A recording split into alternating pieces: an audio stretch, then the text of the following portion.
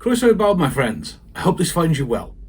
So here we are, my first Sunday back at work. I was away last week. I went to, on Monday, I went back home to see my mum. Now, of course, as you may have gathered, with my accent, I'm from the Black Country. And while I'm back in the West Midlands, specifically the sort of Walsall, Wolverhampton area, I always like to try and there's a small personal journey I like to take, and it's usually to St Peter's Church in Wolverhampton. It's not a sort of major pilgrimage or anything, but it's a very personal one that I like to take. It's just a chance for me to meet with Jesus in a land that I'm not really in much, if I'm honest. I sort of get back maybe 3 times a year, so it's not very often. And so I was in St Peter's, and I'm walking around and I'm spending some time with God. And I'm just having a thought and a prayer, and I'm just spending my time there, just reconnecting with the Lord. And there is a family come in. Now, it's quite close to their closing time. I think they close at 2 o'clock, and I was there about 25 to. So I was cutting it fine, in all honesty. And I'm walking around, and there's a family walking. There's me and one of the wardens there, and that's it. And this family walk in, and I'm sitting on the pews, quite close towards the back. I'm spending some time with God, with Jesus, and then English is not this family's first language either. I think there's about 6 of them, mum, dad, and about 4 kids. The youngest was a little baby in arms, and the eldest was probably about the same age as my daughter, probably about 12, 13. And the dad asks this church warden if there's a way he can get holy water. Doesn't say what for, just says he's looking for it. And this warden says, unfortunately, no, our vicar is away this week, as so many of us who wear one of these were away last week. And so she says, I'm really sorry, the vicar's not here. And it's one of those moments that I just sort of thought, I'm going to have to do something here. So I went over and said, excuse me, can I help? I am a vicar, I'm ordained. It is the church in Wales, and I'm well aware that I was in the Church of England. I was in Wolverhampton. And I says, look, it is, but I can bless holy water. That's not a problem. And they were only too happy to let me do it. Fair play to the warden. She was very, very happy to let me do it. And they told me I could use any altar in there I wanted. And so I went to the side chapel, the little lady chapel. And this family came with me. And in the presence of our Lord and the Holy Mother Mary, we blessed this water together.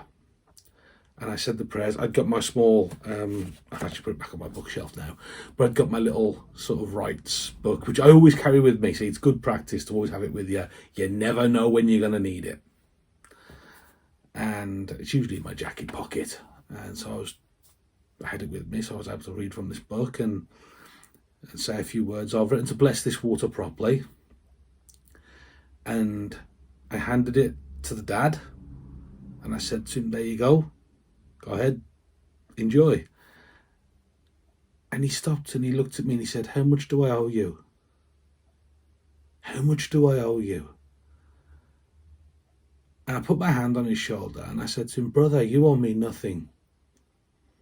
All you owe me is to continue to be the father and husband that you clearly are, and to keep serving the Lord. And he hugged me.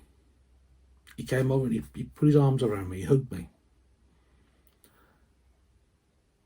And in that embrace, I thought to myself, I don't know if they were refugees or not, I don't. But I just thought to myself, you are a man who has clearly sacrificed something to get your family to this point today. And that's what I wanted to talk to you about. See, I actually didn't fancy it on Thursday morning. I fancied a stay in the house. I fancied lounging around my mother's house all day and having cups of tea brought to me, as all men do when we go back to our mums. And don't tell me you don't, boys. I know you do. To lounge around and just have things brought to me all day. That was my plan. Bless me. Sorry. That was my plan. And I resisted the wife's attempts to drag me out. But I went with her in the end, and we were up there. And I sat down and thought to myself, it is no accident that I was in that church that day. It's no accident that I only just made it in to that church before it closed. It's no accident that there was only me, the warden, and this family in that building. And so I did it, and I was very, very honoured to do it. And it was only when I sat down after they'd left and I just sort of looked up at the altar and thought, you know what?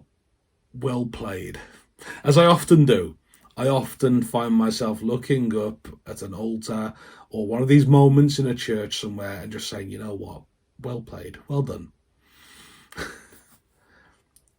And so, my friends, this is the point of today's little story time.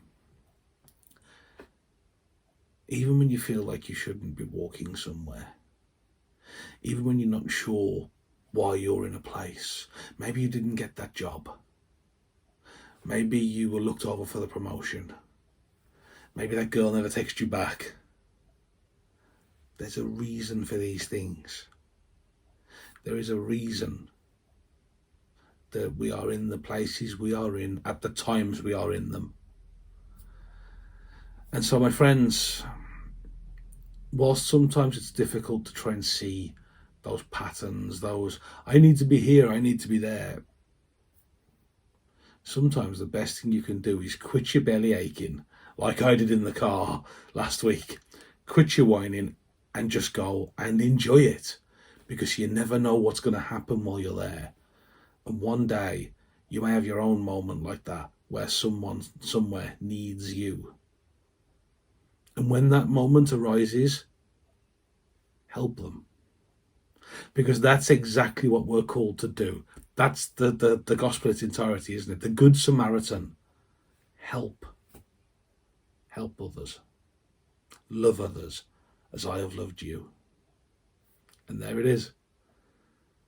Have a wonderful week, my friends. Have a blessed week. And whatever you're doing, God bless and take care.